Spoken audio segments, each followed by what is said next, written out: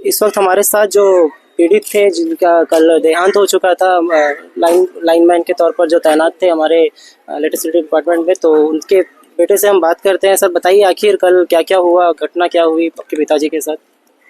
कल मेरे पापा गिर गए खंभा से।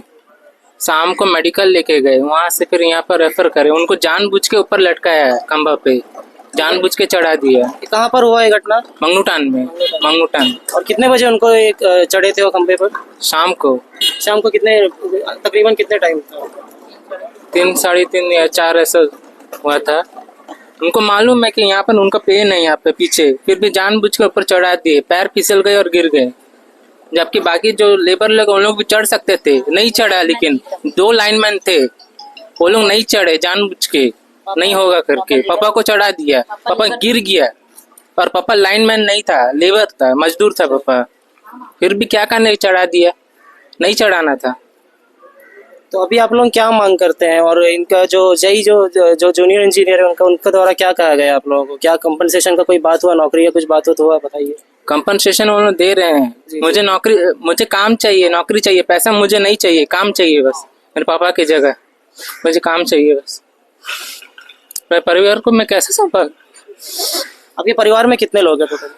मेरी माँ है, भाई है। भाई थोड़ा हैंडीकैप है। अभी उनको दोनों को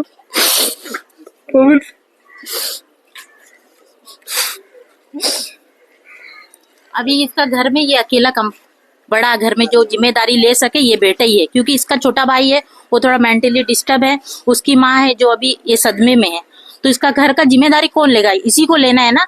अभी हम लोग उसका परिवार वाला, इसलिए हम लोग उसको हक के लिए लड़ रहे हैं, क्योंकि इसको जॉब चाहिए। क्योंकि उसका पापा ऑन ड्यूटी, उनका डेथ हुआ है ऑन ड्यूटी में, वो जबकि लेबर था। उनको कैसे इस लोग चढ़ाया लाइन ठीक करने के लिए? जो लाइन मैन था वो अपना जिम्मेदारी क्यों नहीं निभाया? और वो कल से वो यहाँ नहीं दिखा है अभी तक। हम लोग उसको अभी तक देखे नहीं है कि कौन था उसके साथ में, कौन ड्यूटी में था, कौन लाइन मैन था। खाली इतना ही मालूम है कि उसके साथ 2 जन थे, कौन थे वो हम लोग को नहीं पता। वो अभी तक नहीं आया। बाकी सारे उसके डिपार्टमेंट वाले आके यहाँ खड़े हैं। हम लोग यही बोलने मांगते, उसका गलती होगा तब तो वो यहाँ नहीं आया। हाँ, उसका साथ में यहाँ खड़ा होना था। बच्चा का तकलीफ को कौन समझेगा, बताइए आप लोग। हम लोग को पैसा ये सब नहीं चाहिए, इसको उसका पापा का जगह में जॉब चाहिए हम लोग को। क्योंकि अभी इसी को अपना घर चलाना है, अपना जिम्मेदारी ये इसको उठाना है। ये अपना परेशानी देखेगा कि अपनी माँ को देखेगा कि अपने भाई को देखेगा? कमाने का जरिया तो यही है ना। अब इसको उसका बाप का जगह इसको नौकरी देना ही देना, हम लोग का यही है। अभी हम लोग को एई भी बुलाइए, जेई जो भी है सब यहाँ पे आके खड़ा होना चाहिए हमारे सामने, तो हम लोग बॉडी नहीं उठाएंगे अभी। तो अभी आप लोग यहाँ पे मतलब धरना करने वाले? हाँ, धरना करेंगे हम लोग। लेकिन देखिए, इससे कुछ होने वाला था, अब तो वो आए नहीं, आप बोल रहे हैं। उनको कोई फोन किया था आप लोगों ने? जेई को हम लोग बोल दिया है, एई को बुलाने के लिए।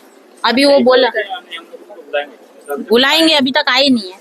तो जब से उनको मेडिकल शिफ्ट कराएगा तब से कोई उनको देखने ही नहीं आया? नहीं, एई तो आया नहीं है, जेई है।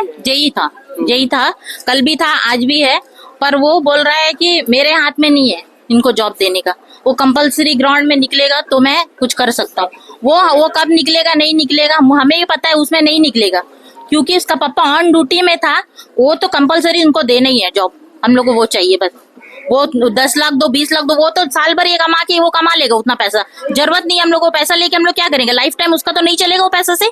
हाँ, आगे के फ्यूचर के लिए उसको तो चाहिए ना। अभी आप प्रशासन से क्या कहना चाहते हैं आप? हम लोग को ये प्रशासन से कहना है कि हम लोग को बच्चा के लिए जॉब चाहिए ही चाहिए बस, और हम लोग को कुछ नहीं चाहिए।